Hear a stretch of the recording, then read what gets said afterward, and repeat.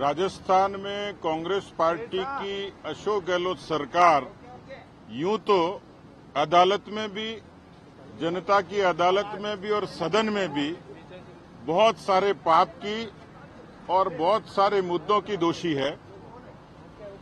किसानों से ठगी से लेकर बेरोजगारों से वादा खिलाफी से लेकर कानून व्यवस्था से लेकर भ्रष्टाचार तक चारों तरफ से समुद्र की तरह घिरी हुई है सरकार। लेकिन इस सरकार के खिलाफ प्रामाणिक रूप से जो मुद्दा और मसला है वो भ्रष्टाचार का है। लेकिन उन्हीं की सरकार के एक मंत्री दुष्कर्म की घटनाओं को लेकर एक सवाल खड़ा करते हैं और कालांतर में उनको बर्खास्त कर दिया जाता है।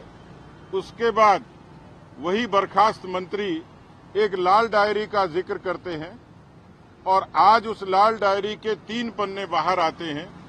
ऐसा लगता है कि लाल डायरी के 3 पन्ने बोल रहे हैं और सियासत के राज खोल रहे हैं।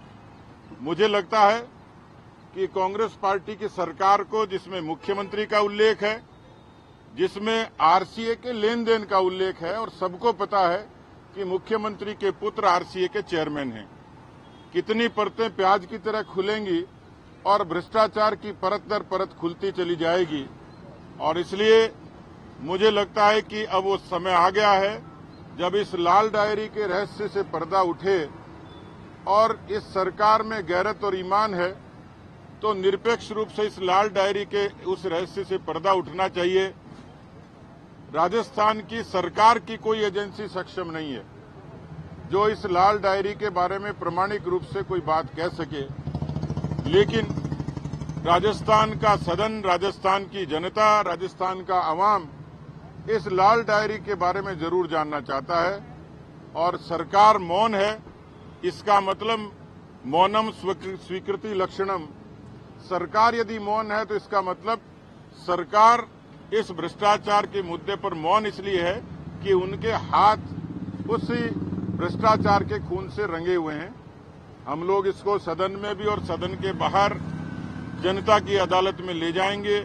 हमारी कोशिश रहेगी कि इस लाल डायरी के रहस्य से पर्दा उठे और जो दोषी लोग हैं उनको इस दोष की सजा मिले। सीबीआई जांच की मांग करते हैं क्या ये लाल डायरी पूरे प्रकरण में?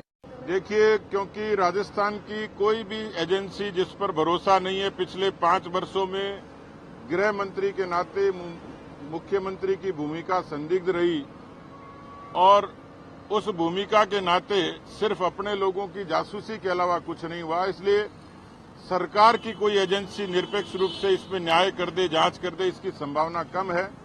और इसलिए कोई भी सक्षम एजेंसी जो केंद्र सरकार की, जिस पर लोगों का भरोसा हो, उस पर जांच के लिए इस सरकार को रेफर करना चाहिए यदि ये सरकार खरी और सच्ची है तो। सर, कोर्ट रोड में पूरा रुपयों का लेन देन लिखा हुआ, तो क्या ईडी को कार्रवाई नहीं आना चाहिए पूरा?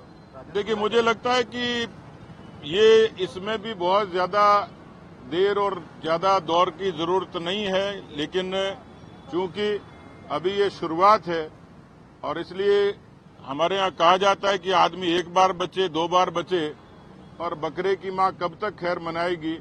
तो ऐसी डायरी जिसमें भ्रष्टाचार का सीधा सीधा उल्लेख हो, भले ही कोडवर्ड में लिखा गया हो, लेकिन उसमें उल्लेख और प्रमाणिक रूप से किसी व्यक्ति ने आरोप लगाया है तो उस आरोप को झूठा साबित करने का काम कांग्रेस पार्टी की सरकार को करना चाहिए। लेकिन सरकार लिपापोती करती है, इसका मतलब कहीं न कहीं दाल में काला है। छोटा सा ये क्या है कि आप सदन को चलने करनी पड़ रही विधानसभा को, आप चाहते नहीं सदन में चर्चा हो जनहित के मुद्दों पर, लेकिन बार बार आप बाधित कर रहे हैं सदन को। देखिए, मुझे लगता है कि सदन ने पिछले 5 वर्षों में सरकार भागती रही। एक दिन के सदन में सरकार आनन फानन में ऐसे बिल लेके आ रही है जिस बिल का लीपापोती के अलावा कोई वैधानिकता होगी नहीं, क्योंकि एक बार फिर से सदन में 14 दिन के भीतर उनको पारित करना होता है, जिसकी गुंजाइश नहीं है। तो जो बिजली का कृषकों से संबंधित बिल लेके आ रही है उसमें सरकार की मंशा बिजली के बिलों की बढ़ोतरी है और कृषक राहत, ऋण राहत बिल जो है उसमें जो प्रावधान है वो प्रावधान किसानों के हक में तो कतई नहीं है, सरकार के लीपापोती। इसलिए वो शोर शराबे में, हल्ले गुल्ले में खाना पूर्ति करने की उनकी कोशिश रहेगी। हम जनता की बात को उठाना चाहते हैं और इस वजह से ही सदन में बाधा है।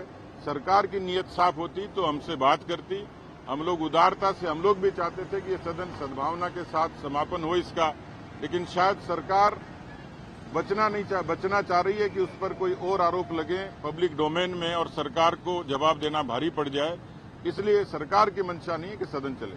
कल के प्रदर्शन को लेकर कांग्रेस का आरोप है कि आपके नेताओं में एकजुटता का अभाव रहा, वसुंधरा राजे नहीं आई इस प्रदर्शन में। देखिए, बहुत ही ऐतिहासिक और सफल प्रदर्शन था, जिसके बारे में हम जो मुद्दों को स्थापित करना चाह रहे थे वो पूरी राजस्थान की जनता ने देखा है।